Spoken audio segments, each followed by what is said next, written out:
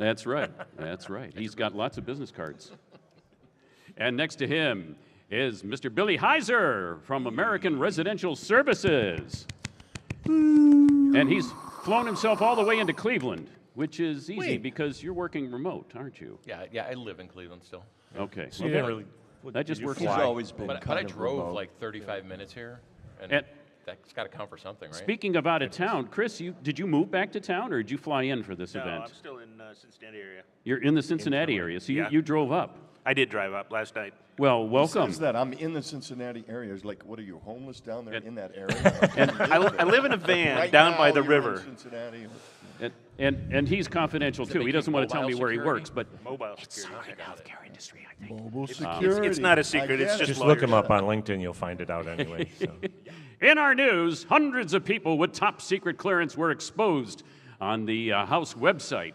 The sensitive details of more than 450 people holding top secret U.S. government security clearances, according to Wired magazine, were left exposed online. New research has shown that people's details were included in a database of more than 7,000 individuals who've applied for jobs over the last 2 years. So if you've applied with a top security clearance, you might want to be aware of that. While scanning for unsecured databases at the end of September, an ethical security researcher stumbled upon the exposed cache of data and discovered that it was part of a site called DomeWatch. The service is run by members of the House and includes video streams of House floor sessions, calendars of congressional events, updates on House votes. It also includes a job board and resume bank. So, you know, it's one way to advertise yourself is to be secret and not tell anybody. I'm still struggling visually with the thought of them being exposed online, which is just making me feel. Yeah, I feel creeped out. Does that just make it clearance? I'm not looking. I'm not looking either. How did that get through the web filters? Yeah, well, web filters. And at some point, shouldn't there just be a list of all the people who haven't been exposed, because it would be a shorter I was going to list. say it'd be a shorter list. Oh, but then they'd be exposed. So, on a serious note, though, unexposed. you know, and I don't remember how many of you remember the OPM breach? Yes. The big one. Yes. And the NSA breaches. And at a certain point, when do we look at the government and say, boy, you have a lot of breaches, and I don't know any names of anybody that's ever been held accountable to this. That's true. And until you do that, if there's no cost to be paid for a breach, nobody's going to pay the cost to stop a breach. And that's a subject of debate, because if you hold somebody accountable, who do you hold accountable? Do you hold the practitioner who's been advocating for change and advocating for budget, or do you hold accountable the person who's been denying the changes requested for budget? And do we want to consider the second one? But do we also want to consider that the changes requested are the right changes? Because you can do everything right and be breached. So then, do we hold accountable at that point? Well, the argument would be that if you're breached once, shame on you. If you're breached 714 times in the last year, maybe shame on the guy who's holding the purse strings. Wrong there. It's not Yeah, wrong. might That's be just a something normal wrong. operational state at that point in time. And that's what I'm trying to make the point that it's a normal operational state for the people who require us to give their information. Something has to be done. Indeed. Meanwhile, speaking of something has to be done, a man was alarmed to discover his smart vacuum was broadcasting a secret map of his house. Smart vacuum? Well, if it's an open concept floor plan, there's not much of a map, right? In a blog post on his blog, Small World, the computer programmer and electronics enthusiast, I'm not going to pronounce that name, detailed a startling find that he made about his $300 smart vacuum. It was transmitting intimate data out of his home. The gentleman had been letting his iLife A11 smart vacuum. Intimate data about where all the dust bunnies are located. And, you know. It's a popular gadget that gained mainstream media This is coverage. definitely not feng shui. For about a year before he became curious about its inner workings. Wait a second. Oh, that How just much sucks. do you have to pay for one of these things to get one that's smart? So this guy's apparently 300 like is super obviously paranoid, and yet he waited a year to discover what his vacuum gets is even doing better. in his house. The gentleman was talking about how he eventually shut down the phone home connections that it was making, and it stopped working. Yeah, they remotely disabled his vacuum That is- when he shut off the data collection. That's nice. Double sucks. So, It's a convenient according to his service blog to post, have, really. he reversed the script change and rebooted the device. It came back to life instantly. They hadn't merely incorporated a remote control feature. They had used it to permanently disable his device. In short, he said the company that made the device had the power to remotely disable devices and used it against him for blocking their data collection. Think of that the next time you have one of these automated things. Does anybody remember a few years ago I did a talk here called the Internet of Things that shouldn't be on the internet? Yeah. Yes, sir. Your vacuum cleaner frickin' should not be on the internet. Sorry for the language. Your refrigerator. Maybe your refrigerator, my washer is, which is great because, get this, when my wife she's a school bus driver, when she's like on an all-day field trip or something on the weekend and I'm doing the laundry to be nice because I'm just that guy, right? And our washing machine and our dryer will send her an alert on the app telling her that the washer and dryer are finished. So now when she gets home, I get all kinds of points for having done the laundry. It's great. It was interesting. I was at home. My wife and I were talking about, boy, the TV is really old. We should think about getting another TV at some point. And wouldn't you know, 2 days later, the TV died. And I'm not kidding. It was listening. It was. I wonder how that happened. Legitimately just died. It was listening. Like a new business model. Did it before it died? Did it post an ad saying, "Please buy another brand of this same brand TV"? Instead of planned obsolescence, it's planned malfunction. He hasn't found his hammer since. Yeah, I thought I saw a ghosted hand image on there, but I didn't think it did ASL, so I don't know what that was. Unusable. Microsoft issues emergency update for all Windows 11 users. And that's going to make Wait a it minute, usable? When you Really? say emergency update, is it supposed to give you an emergency? Because that appears to be happening. I was going to say Maybe we've been misunderstanding these. You took the words out of my mouth. It seems to be a recurring theme. This was updated October 24th. That's only 5 days ago. Microsoft's mandatory security update this month has been described as a total disaster with localhost connection issues and a nightmarish WinRE breakdown that stops mice, keyboards from working, rendering PCs inoperable. The disaster warning came courtesy of Windows Latest, which has now confirmed the promised emergency update has now been released. Windows 11 KB 5070773 is rolling out as an out-of-band update to address the keyboard and mouse no longer working in WinRE, which renders the recovery process unusable. While the localhost issue was addressed server-side, this other, more serious issue requires users to download and install an update, kind of. The update and install should happen automatically and affects all Windows 11 PCs on 24H2 and 25H2. So if your keyboard and mouse doesn't work, how do you download the update? Exactly. Magic. Speaking of Microsoft, Bill Gates warns AI will take over most jobs and leave humans working just 2 days a week. Okay, show of hands. Who believes AI will leave us working just 2 days a week? I'm hoping. Okay, yeah. I'm getting tired. I don't want to only work 2 days a week. We got one hand out there. Do we have two hands? I don't think we even have two hands. Bill Gates recently shared his forecast on the future of work, saying that advances in technology, particularly in artificial intelligence, will likely lead to a reduced 2-day work week. I, for one, welcome our AI overlords, especially if it means only working 2 days a week. Yeah, I'll believe it when I see Are we it. getting paid for more than 2 days? Well, that's what I was am wondering, old too. enough to I wanna still remember get paid. Can you when they imagine how predicted much this in the trouble you could 70s. get in if you had- When they said That many that days we would have to more get free into. time, thanks to You don't want to see what happens when I have too much free time. It's no. Yeah, I can barely afford my 2 free day a week hobbies. 5 free days a week? I don't think I can afford those kind of hobbies. So Billionaire Bill Gates I'll go forecasts broke and I'll have to start technological working advances, 5 days a week again. especially in artificial intelligence, will probably result in a shortened 2-day work week within the next decade, as AI will substitute humans for humans in most things. There's no So I have a- proofreaders in This these just articles, means if I'm you telling want you. to continue to make the same income, you'll have to have 3 jobs. Oh, yeah. Gates revealed his prediction in March during an appearance on The Tonight Show with Jimmy Fallon. So I have a question. If AI takes us down from 5 days a week, or 6, or even 7 in some cases, to 2 days, then won't AI say, if I could cut all that time from you, why can't I just cut all your days, and then what are you doing over there? Exactly. That's called retirement. And That's called If You Build It, We Will All Die, which is the name of a book, which I did not write, unfortunately. well, that's also if you have 3 days available, how are you not going to be assigned something else to do in those 3 days by whomever employs you? They can go ahead and assign it all they want. I'll just get AI to do it for me. All I can think of is how long that honey-do list would get. Oh, if I man. had that much time. Well, maybe you can. Maybe that's why I haven't retired. Maybe you can outsource the honeydews to AI also.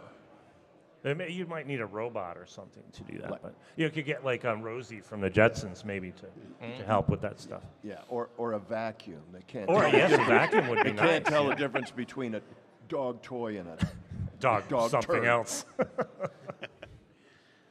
New Cofish attack steals OAuth tokens in Copilot Studio agents. A new phishing technique dubbed Cofish weaponizes Microsoft Copilot Studio agents to deliver fraudulent OAuth consent requests via legitimate and trusted Microsoft domains. This technique was developed by researchers at Datadog Security Labs, who warned in their report earlier this week that Copilot Studio's flexibility introduces new, undocumented phishing risks. Although Cofish relies on social engineering, Microsoft has confirmed to Bleeping Computer that it plans on fixing the underlying causes in a future update. Get to it. In an emergency release. Another emergency We've release. investigated this report, and we're taking action to address it through future product updates, a Microsoft spokesperson told Bleeping Computer. While this technique relies on social engineering, we remain committed to hardening our governance and consent experiences, and are evaluating additional safeguards to help organizations prevent misuse. How much you want to bet that was written by the PR department? So the important part is, who here is spending a measurable percent of your budget on training and awareness? Like 2 to 3%, let's say. Not a lot, right? Wow. But we all admit that our employees are the ones who are being targeted, and yet we're not giving them the tools to stop it. That's my biggest takeaway. So if the employees were smart enough to recognize they're being phished, as the fish get smarter and smarter, this would be less and less of an issue. Well, If they were as smart as the vacuum, they could leak the data. and if they're only working 2 days a week, I mean, your risk exposure goes way down. It's a low bar, but But here's the question: is if all you need is 1 or 2 people, and let's say you work in a company with 1,000 people, statistically, no matter how much training you do, you're always going to get some person who's going to click on that. I was going to say, that's true. I mean, you always have the sweetest, nicest person who's been there forever who just doesn't get it. So can you afford training that actually makes a measurable difference in that? Or you have vulnerabilities in PCs used by people who totally get it.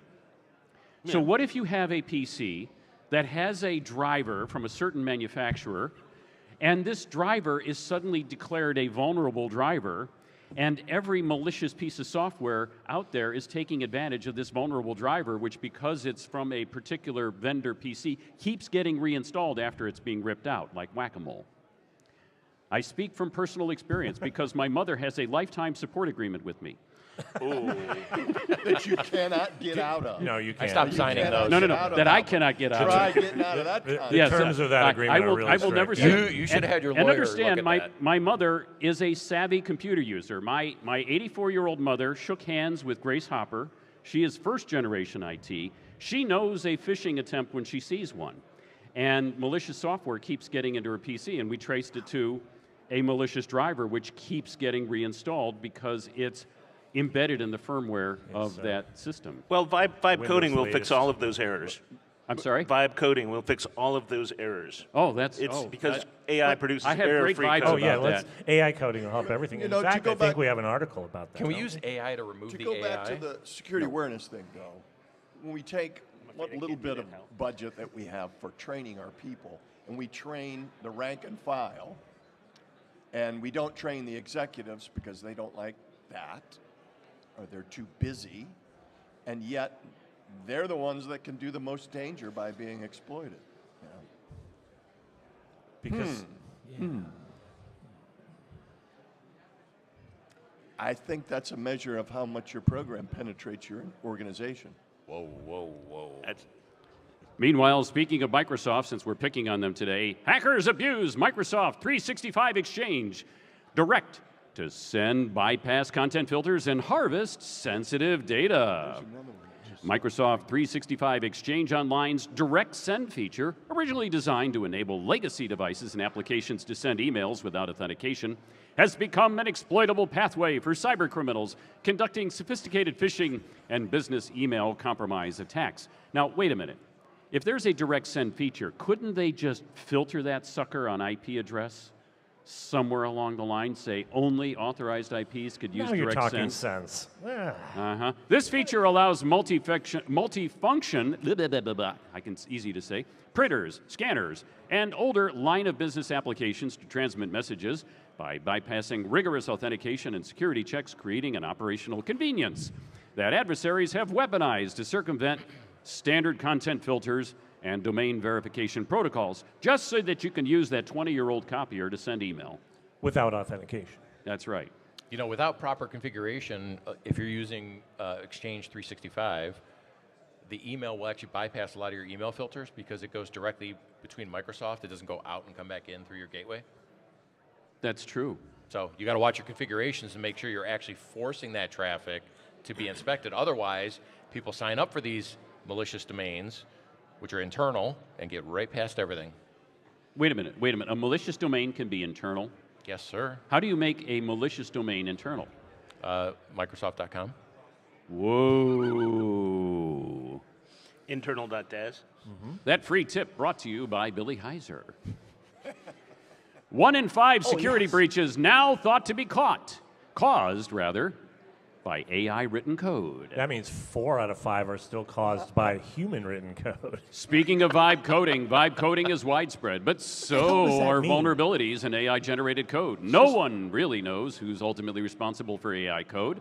AI and humans both have roles in development. New research has claimed that more than 2/3, or 69% of organizations, have found vulnerabilities in AI generated code, even though 24% of production code is now written by AI globally.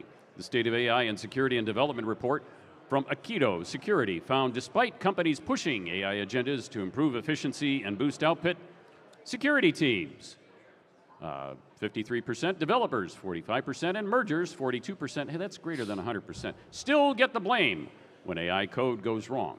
Aikido says this is creating confusion over the ownership of AI-caused vulnerabilities, which could ultimately make them harder to track down and remediate. And speaking of accountability, do we hold the AI accountable? Yeah, well, yeah, that's the same thing I've always asked about my self-driving cars. If it gets a speeding ticket, who gets the ticket? Do we have to start doing performance management reviews on the AI? We do, yeah, and I give them enough. Well, this is What an about the interesting one, though, vacuum? because I feel like if AI is generating the crappy code, then maybe the crappy code scanning tools that are AI-driven can be used to detect it. Maybe.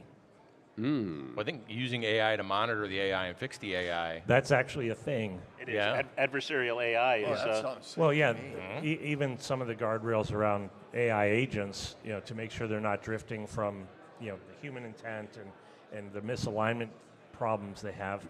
The recommendation is always, monitor their behavior. Well, what are the tools that are monitoring their behavior? They're AI tools. So it's, again, we're going to be out of the loop pretty soon, and we're going to be working and once you keep 0 days a week because the whole world's But going to if you going build to hell in a if you build an AI gauntlet, AI basket, where you right? have an AI that's designed to secure your code, an AI that writes your code, a second AI that secures your code, and a third AI that breaks your code, and you run it back and forth between the latter two, in this case, because it's AI, hundreds or thousands of iterations, in theory, you should catch most of them. I mean, ultimately, you're still responsible for anything it puts out. But you still need the human in the loop and that human oversight, which is why we still need to work 2 days a week. Yeah, well, and that loop is kind of how you get the hallucinations as well, because it convinces itself that it's true. Yeah, I do that all the time. All the time. I always All the wondered, time. why do we use the term hallucination when an AI screws up, but when a human being screws up, we say they made a mistake? Why don't we say the human being was hallucinating? I used to back in the Kevin, we don't want to know about you in the 60s, dog. You've really bought into this AI overlord thing, haven't you? It's all I think about all the time. In our last story, hackers are attacking remote desk protocol services with 30,000 new IP addresses daily. Now, I don't know about you, but When you expose RDP straight to the internet, what could possibly go wrong? RDP there stand for really dumb practice? Yes, sir. Yes, sir. A persistent campaign targeting Microsoft Remote Desktop Protocol services, with attackers deploying over 30,000 new IP addresses Wonder daily. where those IP addresses originate. I wonder. To exploit timing-based vulnerabilities, this coordinated attack linked to a global botnet has seen unique IPs surge past 500,000 since September 2025, primarily aiming at U.S.-based systems. The attack focuses on two key vectors: RD web access, anonymous authentication, timing attacks, and RDP web client login enumeration attacks. These methods allow hackers to probe for weaknesses without triggering alerts, using rapid IP address rotations to dodge traditional blocking tools. Grey Noise first identified the botnet's scale on October 8, 2025, when Brazilian-sourced traffic spiked dramatically, revealing a pattern of similar TCP fingerprints across thousands of endpoints. And I will just add, in my world of specialty, not only are there RDP sessions exposed to the internet, but I've also found that Telnet 5250 from the IBMI world is exposed to the internet for some naive companies. Isn't that why we went to IPv6, so that we could have a million more addresses to be hacked from? What do you mean a million? Billions More more. like a billion. Quabillion. Yeah. Something like that. Yeah. But it's like, what could possibly go wrong? The lesson learned is don't, going back to the first article about the politicians, don't become exposed on the internet in any fashion, whatever. Well, this concludes another session of Security Friends dedicated to you, the information and cyber security professionals, the unsung heroes of information and cybersecurity, working tirelessly to keep the world safe from the bad guys. Thanks, y'all. And we want to just thank you for allowing a bunch of old white guys to act like 14-year-olds for about 20 But I do that minutes. all the time. I don't identify as old.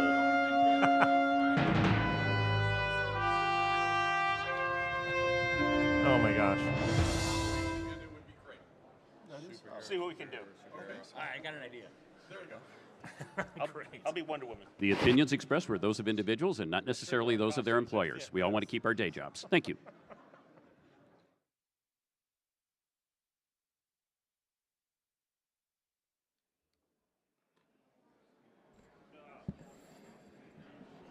Good morning, folks.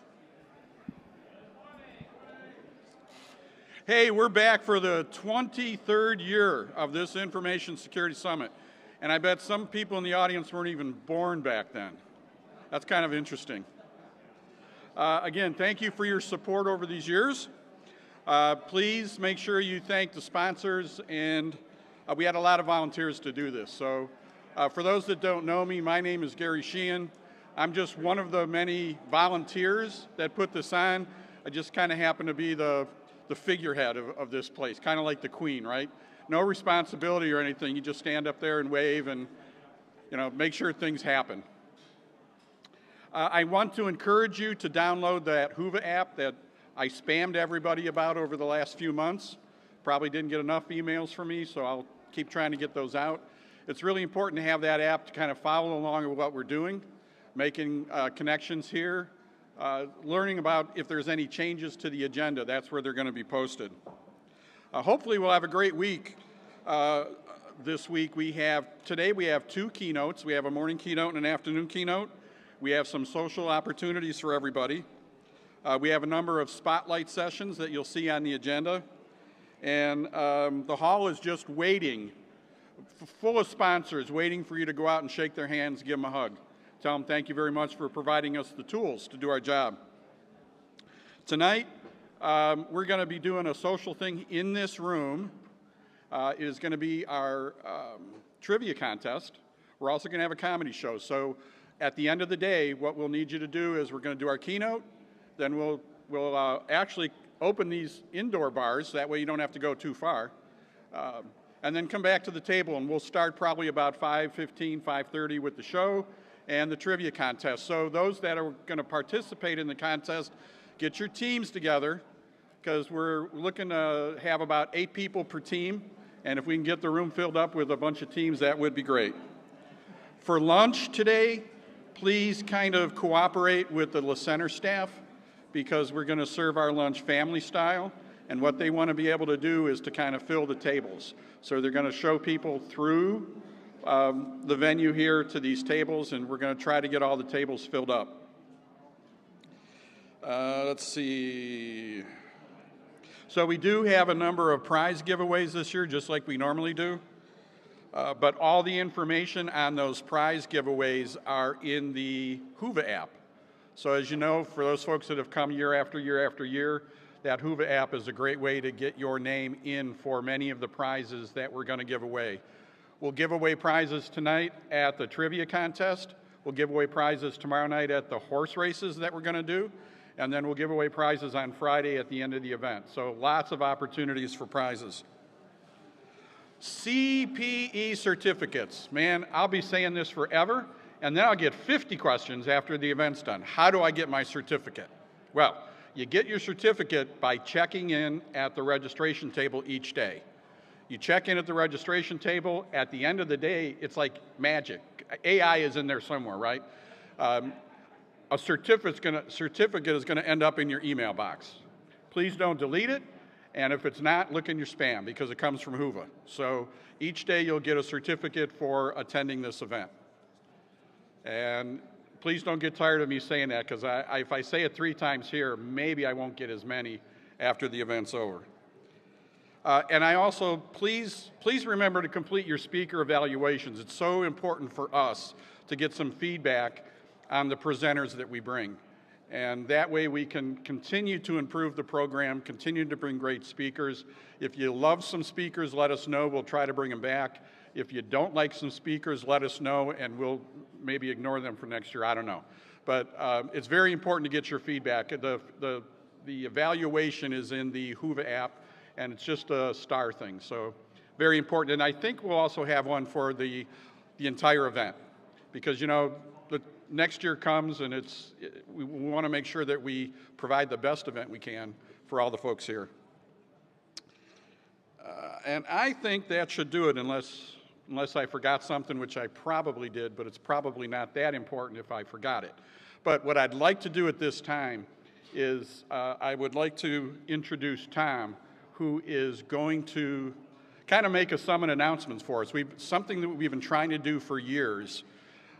We've tried it 2 or 3 times, weren't very successful at it, but I think this time it's going to work. And I'm very excited about it. We finally got some kind of structure behind the program.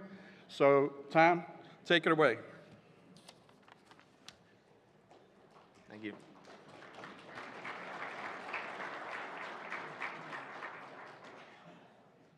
Could I get the slides up there?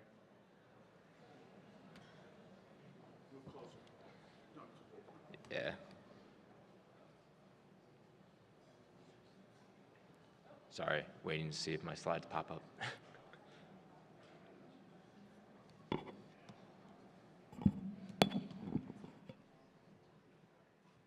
Got plugged in.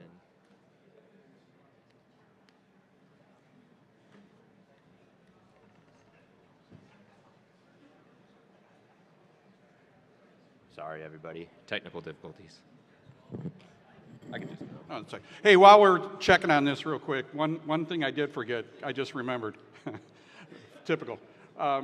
So we have one of our sponsors, Arcoa, has a recycling truck in the parking lot. And it's for laptops, all kinds of cool technology stuff you can bring. I do believe they have a certificate for destruction and that sort of thing. Stop by their booth and ask them. But they have it here today from 12 to 5, and they're going to bring it back tomorrow from 12 to 5. So if you have anything at your company or anything at your house that you'd like to get rid of electronic-wise, please bring it here, and they'll be happy to throw it in their big shredder and eat it up.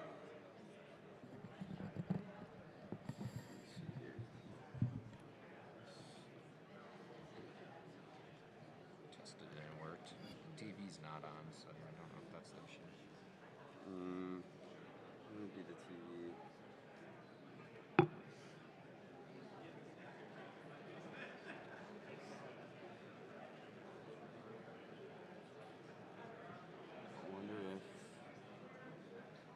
cool if I go like play from start Yeah. on your presentation?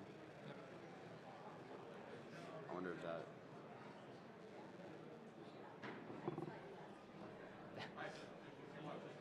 Yeah. Okay, everyone. In the interest of time, I'm just going to go ahead. But really excited to announce the Summit's brand new mentorship program.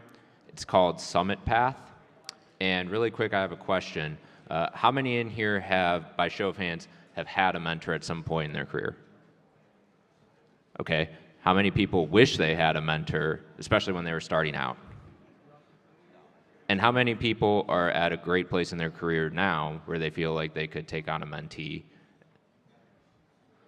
Awesome. Well, hopefully I can get some more hands raised throughout the course of this, but really just want to talk about the why behind Summit Path for a quick second. So everybody knows our industry has a talent gap, but beneath that goes deeper. There's more of an experience gap. The experience, particularly in the leadership skills, the presence, being able to present metrics that matter to business. Those are things that security certifications aren't going to really teach you about, but having a mentor who's been there, done that, really gets you on the fast path and sets you up for success in that space. A big part that we're really trying to facilitate with this is building programs that maintain momentum. So a lot of folks in here work on security programs for their organizations.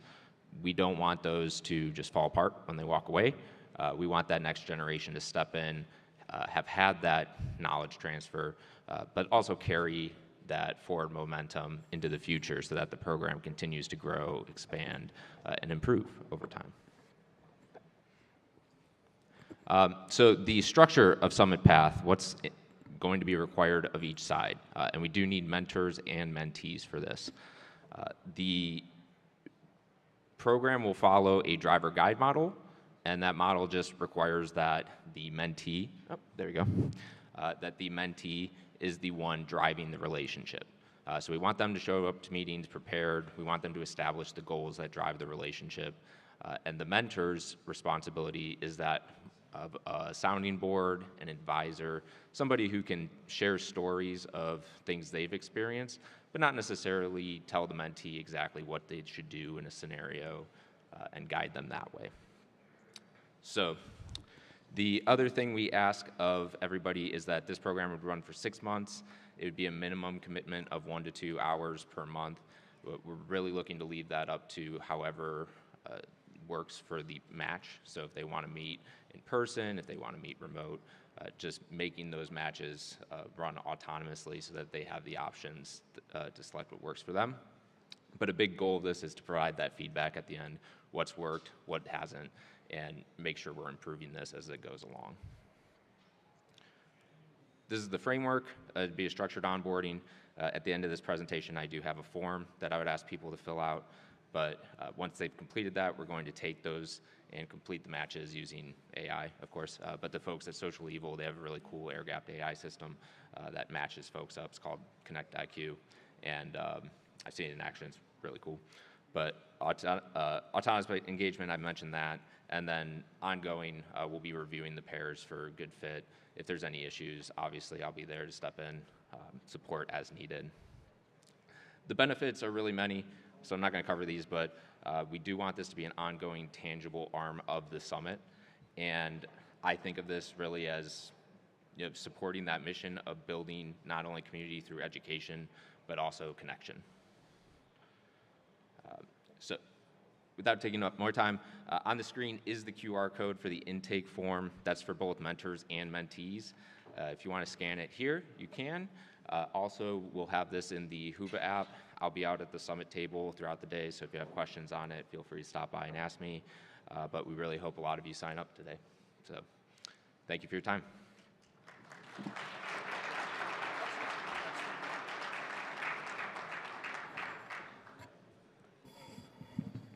Yeah, so we're really excited. Personally, I'm really excited, but hopefully the group here is really excited about this. We've always tried to kind of bringing along that next generation of cybersecurity professional. And the best way to do it is to share our own experiences with them and what we've learned throughout the years. So I encourage you to stop by the booth to talk to Tom. Granted, I wouldn't have clicked on that QR code either, because I don't know what he put behind it. But it's a very simple process, to get both the mentors and the mentees. So take some time and chat with them. At this time, I'd like to introduce our keynote speaker for today, Amanda Berlin. She's the Senior Product Manager of Cybersecurity at Blumera, where she leads product initiatives focused on XDR, response, incident detection, engineering, and a bunch of other stuff. She's an accomplished author, a speaker, and a podcaster, and I believe you're doing a podcast. She's going to be doing a streaming podcast, if I'm correct, sometime during this event. Plus, we'll have it recorded and then available via our YouTube channel. Amanda is known for her ability to communicate complex technical concepts in accessible and engaging ways for audiences of all backgrounds. She co-authored an O'Reilly Media book titled Defensive Security Handbook, Best Practices for Securing Infrastructure. Amanda is the CEO and co-founder of Mental Health Hackers, which is a nonprofit organization that raises awareness about mental health issues in the cybersecurity community. So ladies and gentlemen, let me introduce and welcome Amanda Berlin.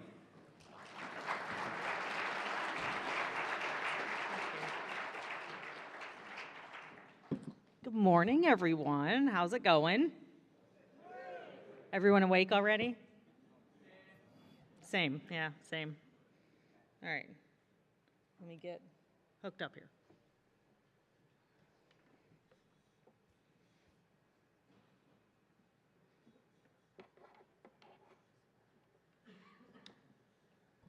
Hopefully it shows the right screen and not something that I left up on accident.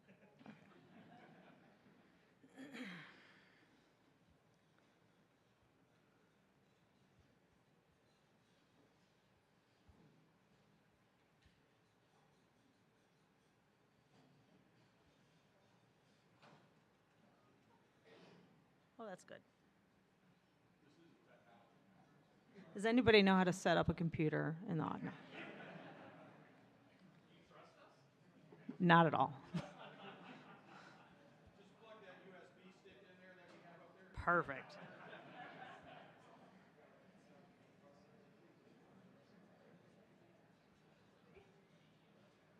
Hey, look at that.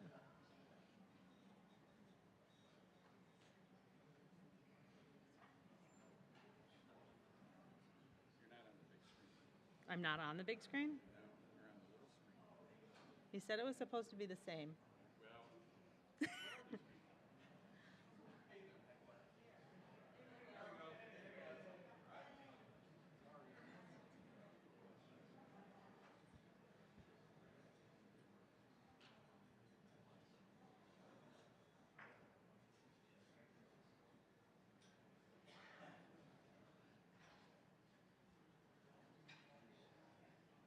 Oh, can you see it now? Oh, well.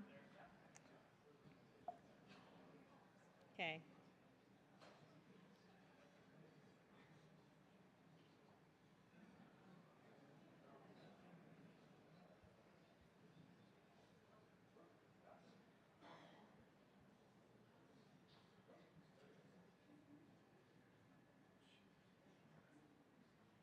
There we go.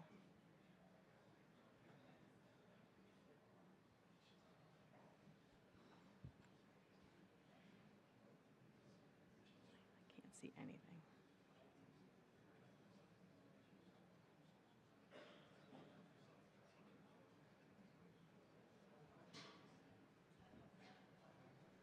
Working? Or you need help or something?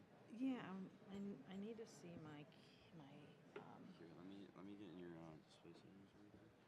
I just need to see, so this is like presenter mode. I need to see my presenter notes. Oh, your notes. Oh yeah, it's Are your notes on a separate screen?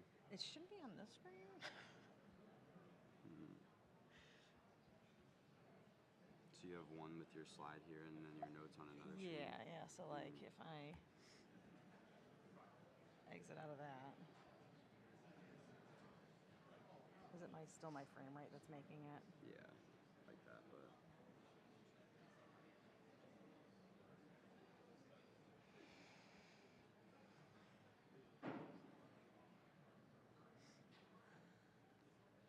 So basically, you can't just have this mirrored to the video wall screens. You need like another separate slide. Yeah. On the monitor. Right. Mm. Where's my frame rate at? Is it under displays? Oh, it's right here. If there's like.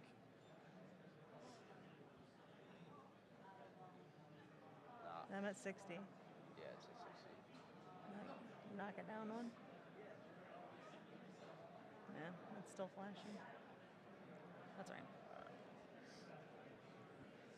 I'll see if I can get it.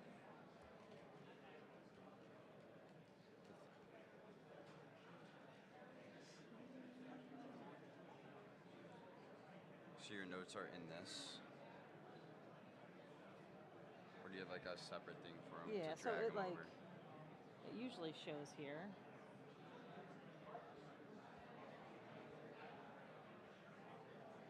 It's not. See if you can drag them over to that screen.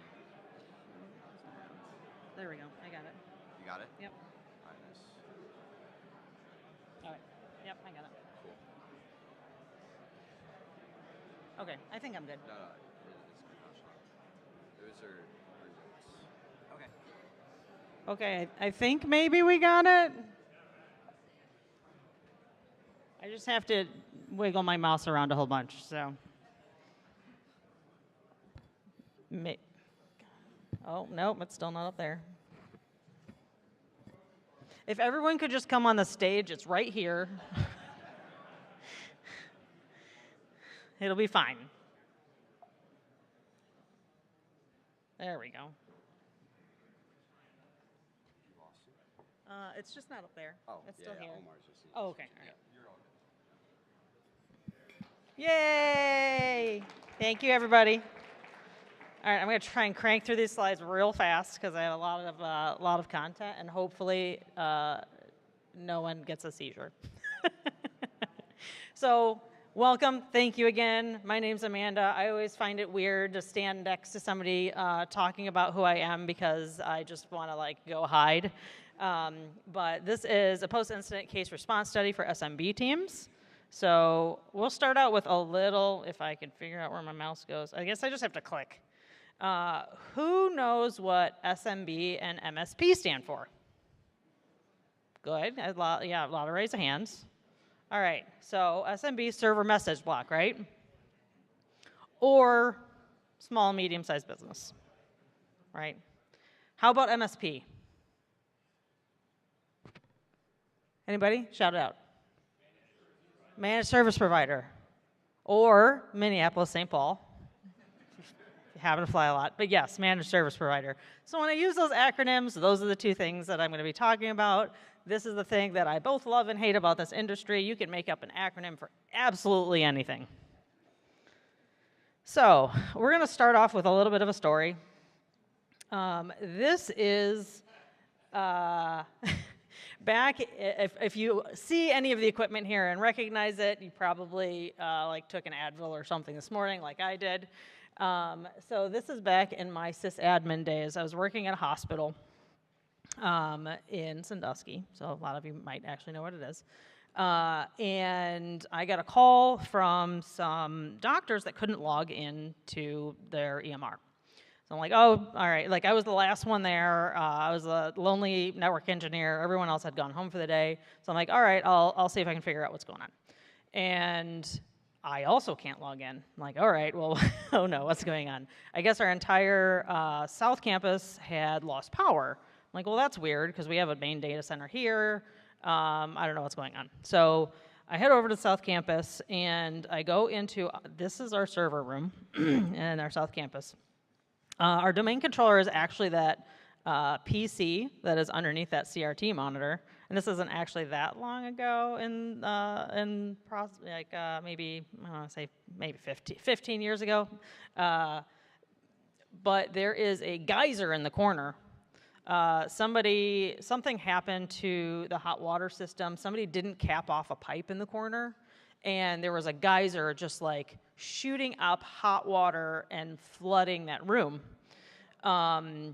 You can see a little bit of the water in the back corner. I eventually moved that UPS onto the stool just for the night. But the left side of the room had power, the right side of the room did not. So I had to kind of daisy chain some stuff over to make our DC domain controller actually have some power, right? And then, of course, I have some student doctors come in and yell at me that they can't do their work while I'm trying to do all of this and not get burnt by the hot water coming out of the corner there. So that's just to start I'm sure a lot of you have experienced, maybe not geysers and corners, but if you've worked at an SMB or an MSP or anything of that nature, and you kind of have to duct tape and baling wire things together sometimes. And that tends to be the same thing that we do a lot of times with software, right? Security software, networking software, admin software, like you name it. Like at one point, they were saving their passwords in a password-protected Excel spreadsheet. They went very far over like the several years that I worked there. There was no longer any DCs on desks with geysers in the corner. We hit a new age in providing good equipment and infrastructure there. So that's always great. Oh, no, still can't click on things. There we go. So in here, how many of you have worked for or at an SMB or MSP? Ton of you, right? Perfect. That's been the majority of my career. Discounting like early college years when I was like at Tractor Supply and Walmart. Yes, my entire tech career has been working for SMBs, MSPs, and now a startup that serves them. So we're going to talk about one of our customers. So I did incident detection engineering for a long time, and one of my passions, and one of the things that we tend to run into is SMBs and MSPs. Oh, this flashing is I'm going to pass out up here. Trying to deal with that duct tape and baling wire solutions that they have when they are implementing software, right? So, for example, this is this case study.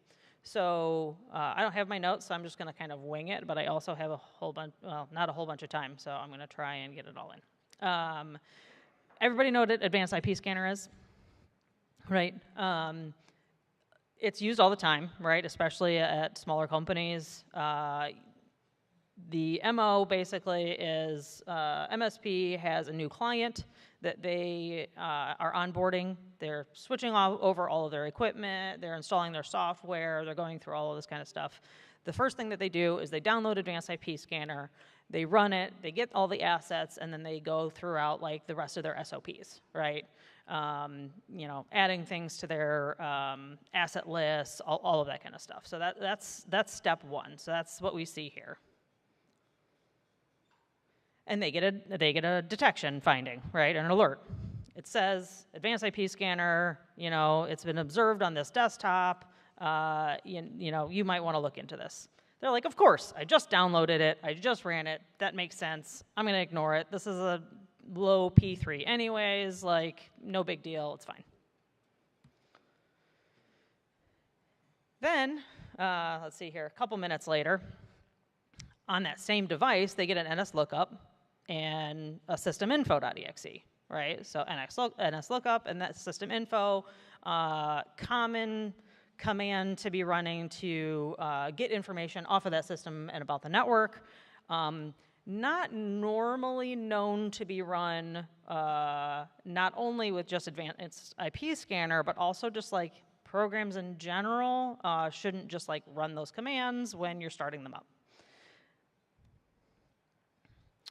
The next thing they see is this Visual Basic code doing some more weird command line stuff, also saving some weird files to the temp directory with CVT res, which is a Windows binary and has been known to have been used in different malware attacks.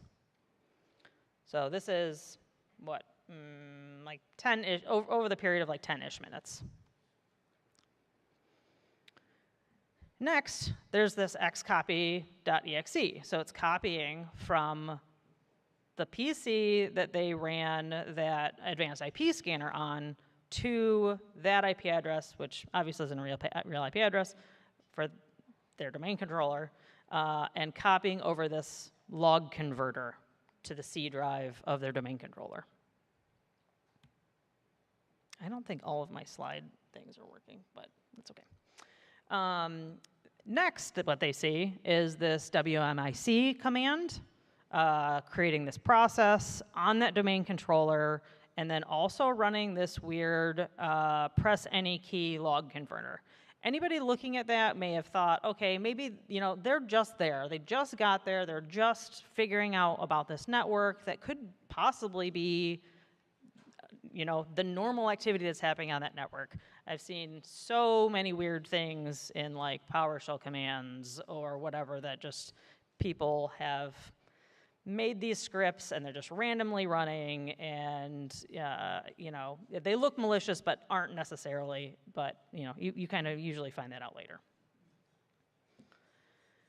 So they do see this WMI detection happen, right? So this WMI executed code on that remote machine, which is the domain controller, and then they ask, like, it happens to be Advanced IP Scanner that's running this WMI command, and I've never seen this before.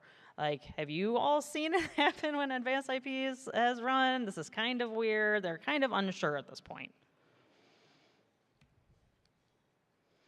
Next, what we see is kind of what I was talking about before, this PowerShell command. So if you've ever dug into like PowerShell command line stuff or written it or seen it happen either maliciously or not in the wild, you do see a lot of times this hidden window style, this net web client that downloads things from the internet and runs them.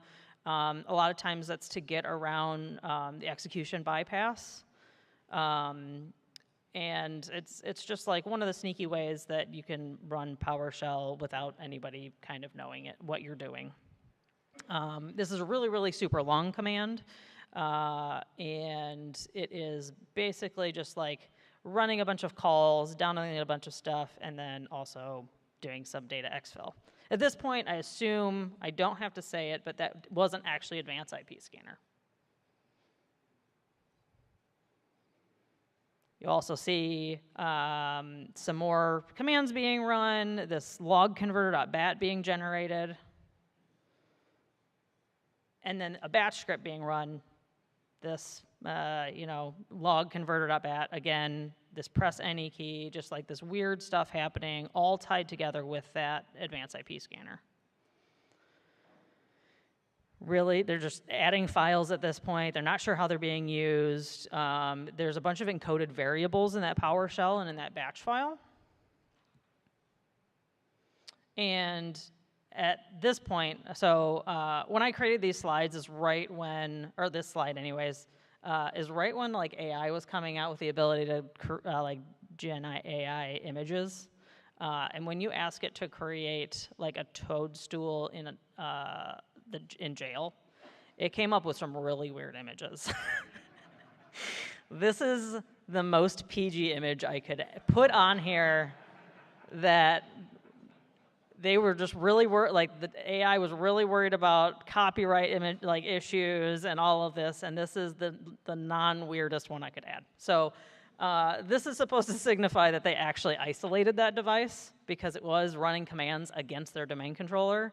And this was, it took them a while to kind of do it. They waited until like the next day. No, sorry. They waited until later on in the afternoon because that was in the morning.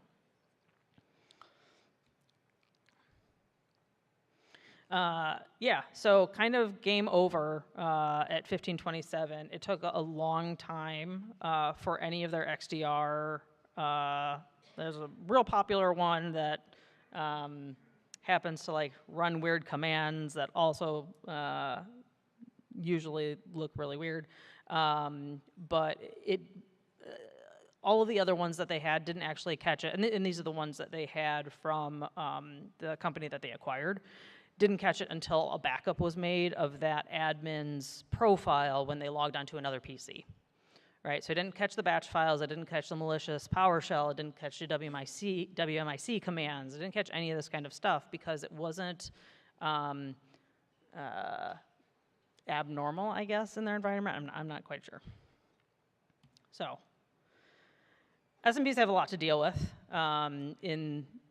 in life in general, right? Like I showed you a little bit about the trials and stuff that I had to go through. This person, when they were dealing with this, they had just gotten this company, and they were running on skeleton staff, no real money, right? Think about if you were a enterprise customer and you had gone through a merger and acquisition, and you had to do the exact same thing. You probably have a paid-for tool that has been approved, and you use it every time, and you're not just going to Google and looking for advanced IP scanner and downloading it every time, right?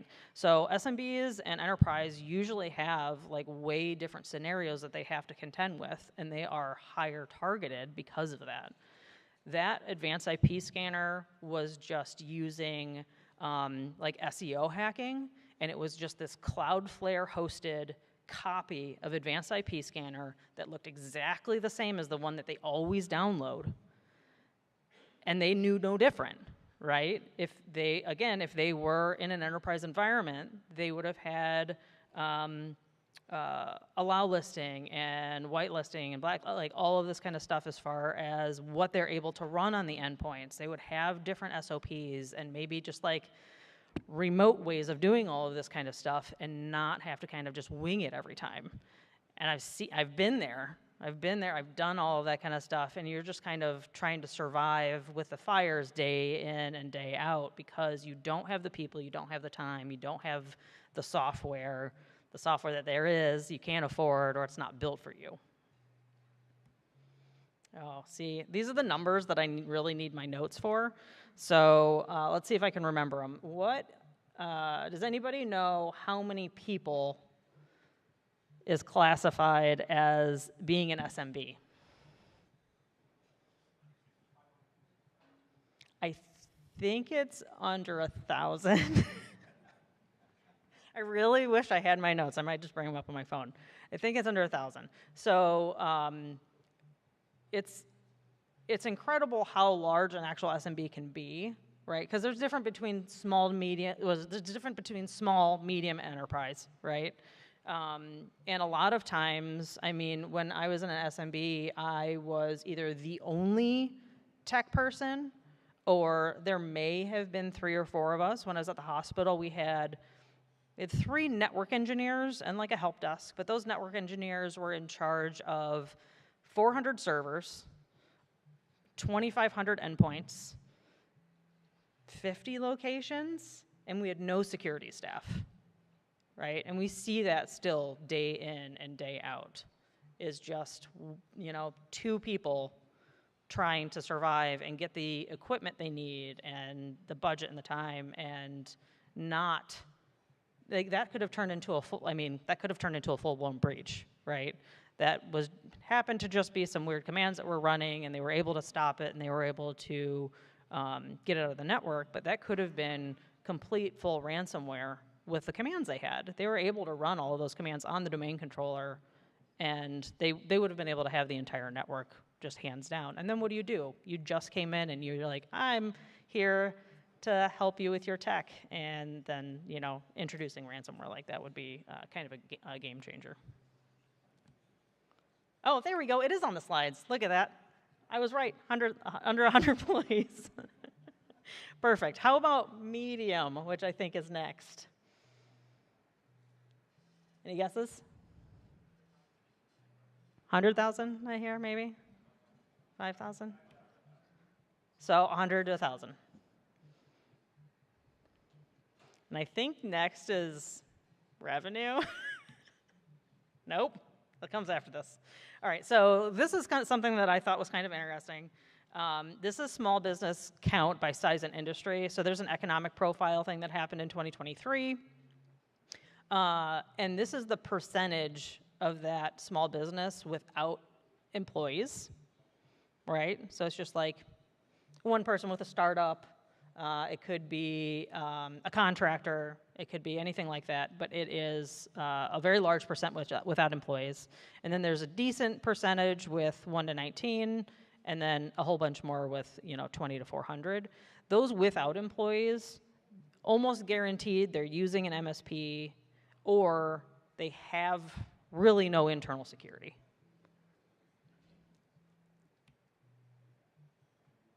I think this is the one about costs or annual revenue. Any idea about small business of what their annual revenue is?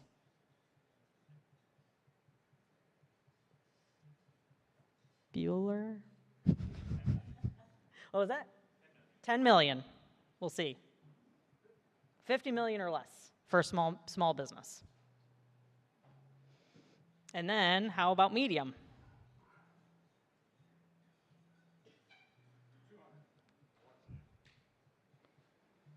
$50 million to less than $1 billion. That is a lot of the percentage of the businesses out there, right? If you think about, as you drive down the street, how many businesses fit into those categories, it is almost all of them. And then this is from that same study. Yeah, there it is, the data from the Small Business Office of Advocacy on Small Businesses. So 56% of the total GDP is large business, and then 44 is small business.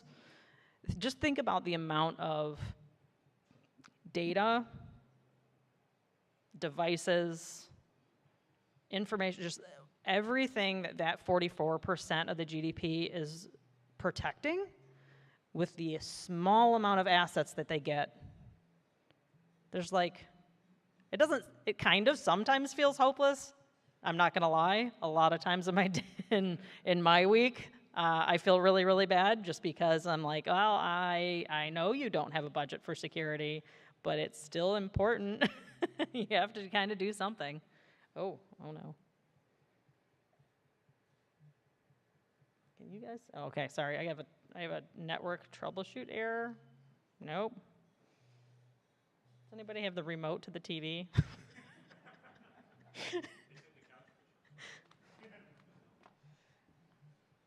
I have a big error on my screen. All right. Well, you guys don't see it. I'm just gonna try and read my slides from here.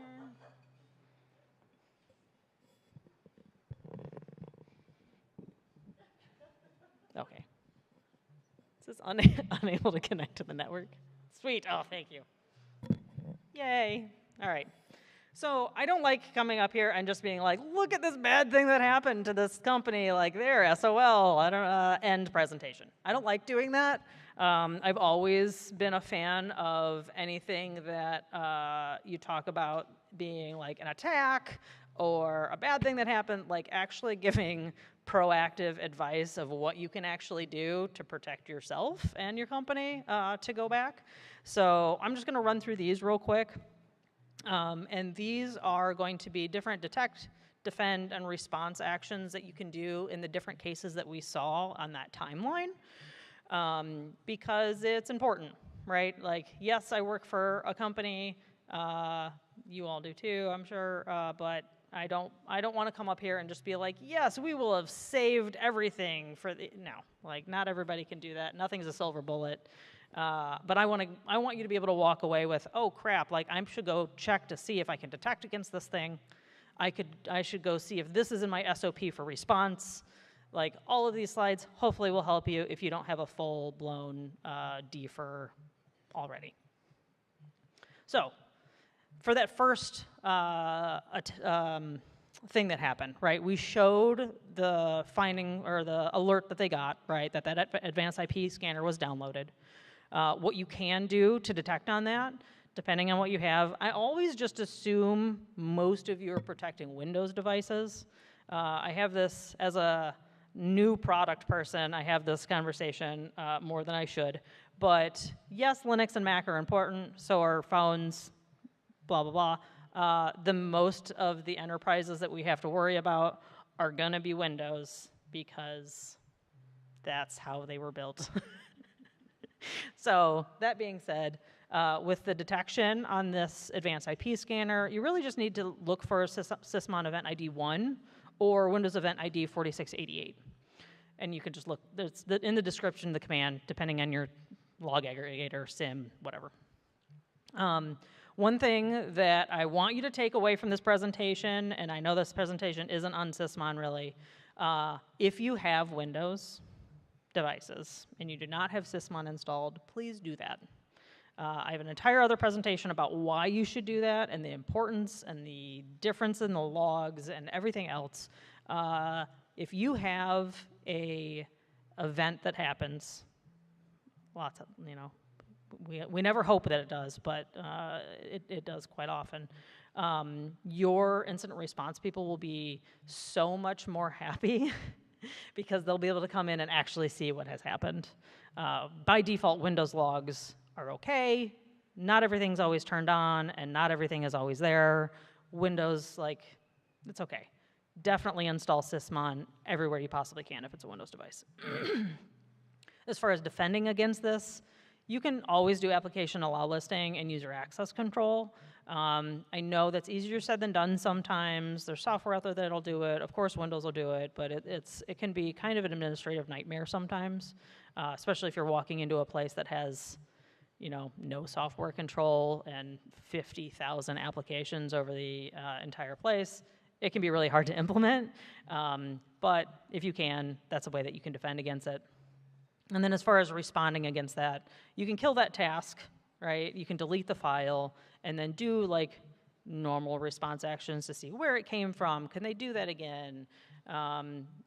I would have imagined at an enterprise, maybe they couldn't have even gotten to the Cloudflare website that was hosting that advanced IP scanner, right? So there's a couple different things that you can do there. For that NS lookup and system info, I have this as red and not green because that is a really, really prone to false positives if you wanted to text against that. You can. There are, if you don't mind the noise. But NS lookup, system info, other information gathering commands that are run from the command line or PowerShell on an endpoint can be very noisy. Admins do it all the time. You do it in troubleshooting steps. Trying to pick out that versus something that's malicious can be kind of hard, but kind of the same thing. Event ID 1 and 4688, you can look at the same thing. Don't defend against it, really. It's not one of those just run by itself, not really malicious, and then respond really just with further investigation if you can verify it's not an admin. The Visual Basic to the CVT res. See, this is why I love Sysmon, Event ID 1. You can look for VBC as being the parent process, but parent image in the logs, and then the CVT res.exe. I would highly recommend you look to see if you can detect this one in your environment because that CVT res has been seen in a lot of different malware attacks. Living off the land, it's a binary that's just abused to do different things. And then you can defend against it, same two things at the top, and then group policy. So you can use group policy, so kind of a low lift thing, depending on the environment. You can make it so just not your everyday person can open Visual Basic and run those. And you can do that with group policy, but also other endpoint stuff and the allow listing and stuff. As far as responding, remove those suspicious files, investigate that source of where that Visual Basic code came from, and then that file that customer had sent us, you can analyze that compiled code. If you have the people internally to do that. A lot of times I've seen where you just reimage the machine right? If you don't have internal defer, you're just like, you know what, I don't have time for this. I don't have anybody that's going to do malware analysis. I barely can put out the fires for, you know, all of the issues that we already have. You're probably not going to do any of that, but if you do want to go a little bit further, that is some of the stuff that you can do.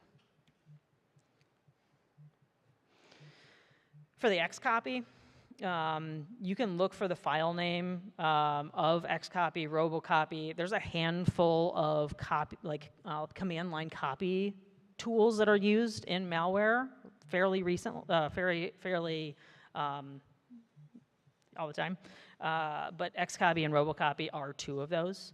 I would recommend looking for the other ones. It was just too long to put on this slide. And then you can look for those copy commands running things against public sysvol volumes, like on your domain controller and stuff like that. That is another one that is kind of prone to false positive, depending on how many just like random admin scripts that you have running places, but definitely another one. Defending against is locking down those DC share and admin shares, leaving those open sometimes to non-authenticated users can really cause some problems. And then responding really just depends on what is being copied, right? In this case, it was that random exe that looked like a log converter. I would, if you didn't install a log converter, probably go look and see what that file is doing. For the remote WMI calls, you can look for a process name like wmic.exe, and then a lot of the malicious ones will have that node process in the command line. And again, I'm not going to go over it too much for defending, but you can restrict incoming WMI connections on your domain controllers as well.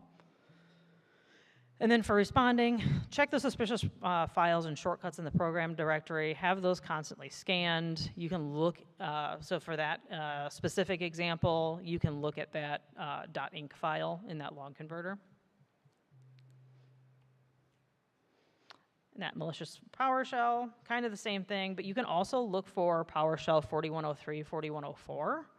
I don't know if anybody has ever looked into those PowerShell logs before, but they can get really, really crazy.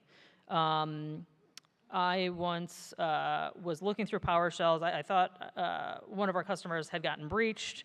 I was looking through all of these encoded commands in PowerShell, and this one looked really bad. Like it was running on the domain controller, and it was encoded, and it was hidden, and it was bypassing execution policy, and all this kind of stuff. And I went through and I decoded it, and it's actually running like malicious PowerShell tools on their domain controller.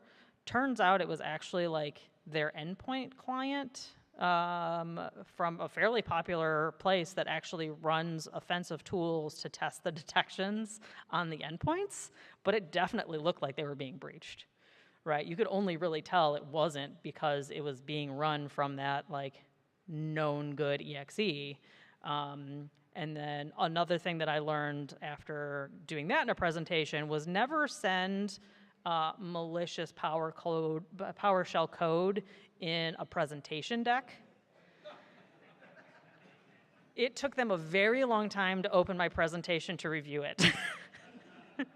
Like, I don't know, it won't open, it keeps deleting your presentation. I'm like, I don't know why it's doing that. It was totally because it was, I just copied and pasted it from the log. I didn't, next time I will take a picture. And then, like I said, that net.web client is a PowerShell tool that's run all the time to download remote code and execute it on an endpoint. And then, oh yeah, just a lot of stuff with PowerShell can be prone to false positive, again, depending on how creative your admins are on that network. And then responding, they did the right thing. Good Lord, just isolate that device when you see this kind of stuff happening. There's the malicious bash script. You can just look for parent processes like this with a batch script being the child process. Defending it, one thing I love to remind people, not all servers actually need access to the internet.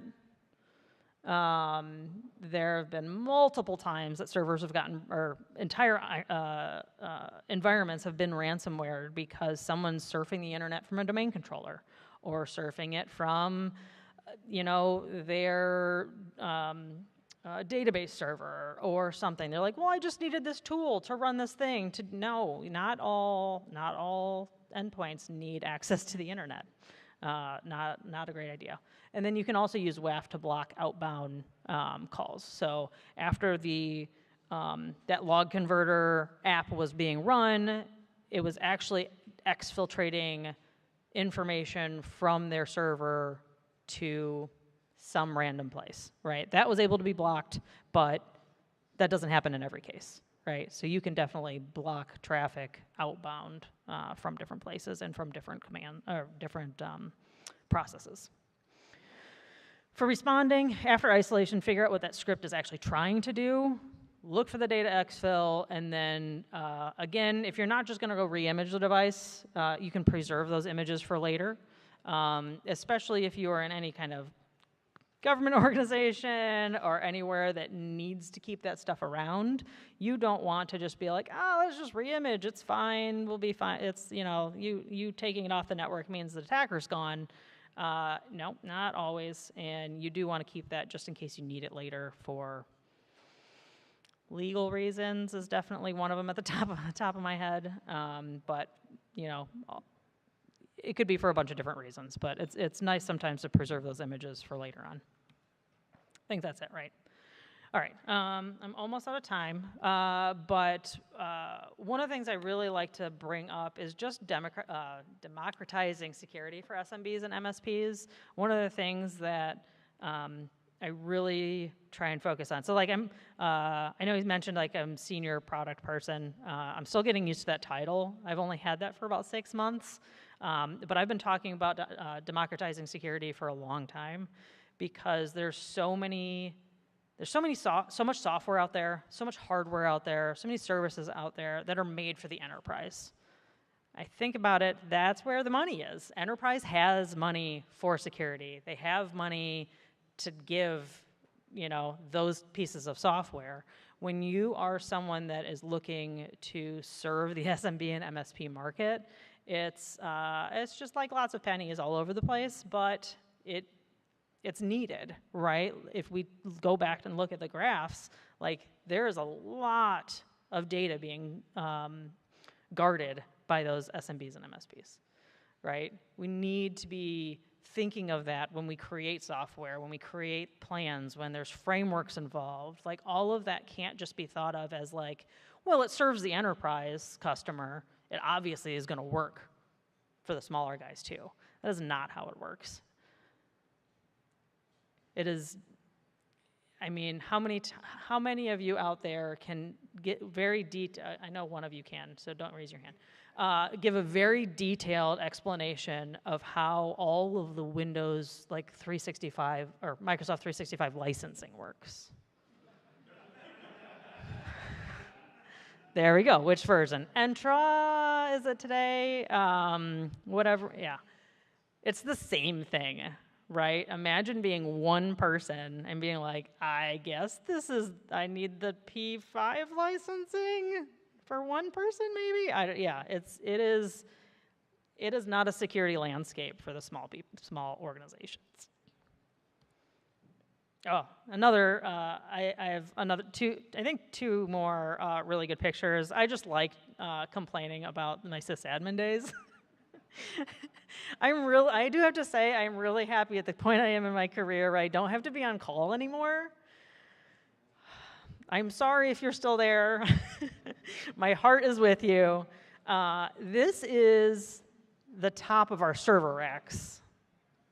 Eventually it got a little bit better, but all of those orange ones are fiber lines. The rest are Cat5 cables, just not really quite sure where they go. At one point in time, so I was raised in the country, so I know what these are. Have you ever seen the big barn fans? We had 3 of those in our data center. Because the cables on the back side of the racks where the servers were, restricted all airflow. You could get to maybe the USB port. You could get to the stuff on the front end, so it was sucking in air, but it had nowhere to go. Those cables were real hot. So a couple of the things that we want to do, I'm going to go through these real fast, is try and maximize those limited security budgets. I always say that there's a lot of free tools that are out there. Just make sure the ones that you're downloading aren't from Cloudflare. And make sure they have the impact that you want, right? Like, have like a trusted drive that you take around, and you're not just downloading it every time you get to a new place. There are processes, procedures, automation, like there's so much out there now that as long as you kind of have a plan in place, you can do it. It's just going to take a lot more effort and resources. Oh, and there's young Amanda.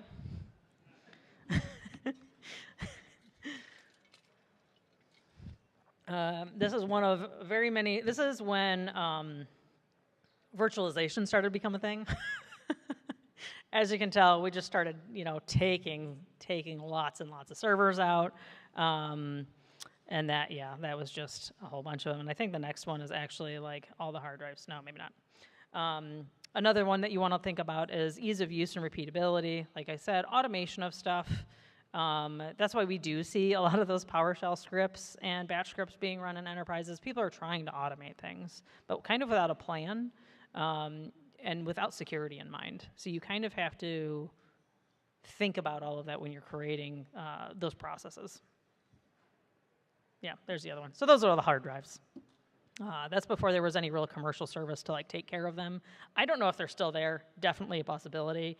They're, at a hospital, you have to worry about PII and HIPAA and all of that kind of stuff. So there's just a lot of hard drives out of those servers.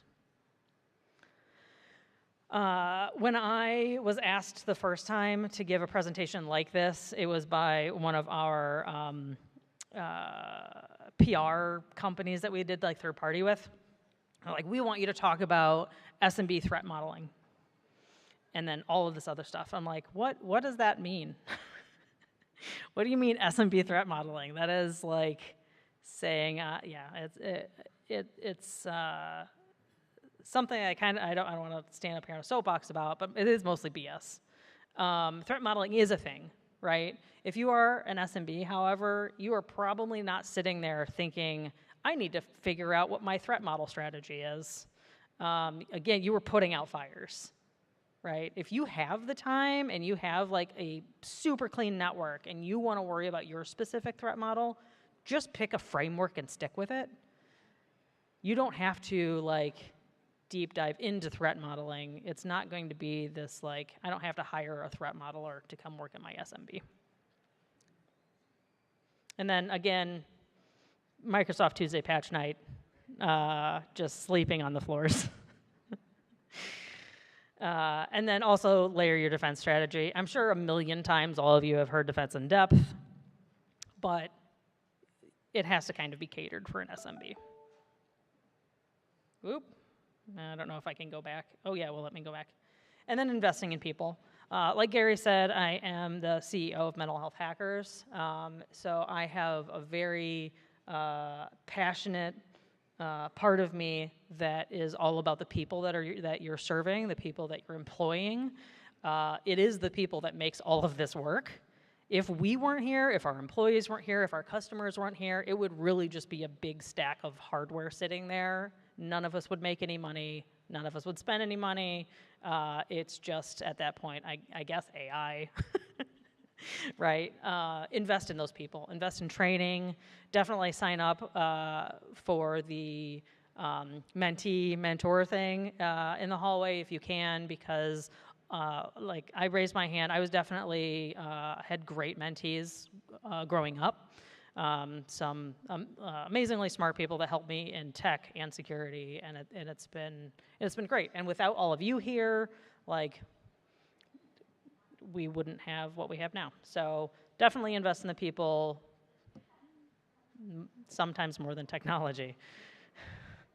And I am out of time. So that's me.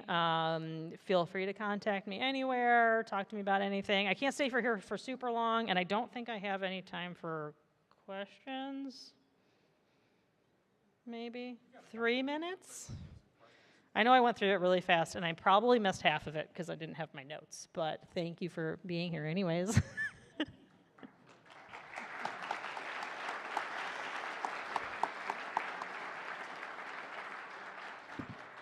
Well, thank you, Amanda, and I'd like to really apologize to you guys and to Amanda for the hiccups we had this morning. Hopefully we'll get that figured out. It won't be so, I mean, my eyes were going buggy just kind of watching the screen, so I can imagine for the rest of you. But all, thank you very much, and hope you have a rest of the day is a great day for you. And we'll see you back here at 4 o'clock. Thank you.